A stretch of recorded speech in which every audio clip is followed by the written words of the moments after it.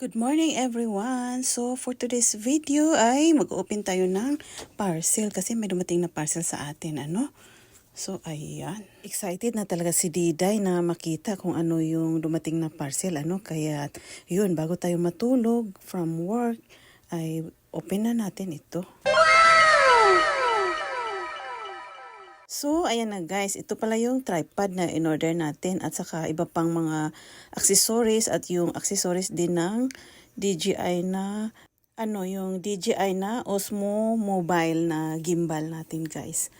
Ayan, bumili ako ng lanyard para doon mailagay yung magnetic na kung saan mo ilagay yung handphone mo doon sa DJI Osmo Mobile para pag malaglag siya hindi siya mawawala. Makikita mo kaagad siya dahil nga merong lanyard at saka yung iba pang mga accessories na kakailanganin natin. Yung tripod naman na binili natin ay pwede rin siya sa DJI Osmo Pocket 2 at pwede rin siya sa handphone. Ayan, kasi yun talaga yung kakailanganin natin. So, bali, mga gamit lang talaga natin to guys bilang isang content creator. So, mga basic na gamit or essential talaga ito sa atin guys. And I think that's all for today's video guys. Thank you for watching.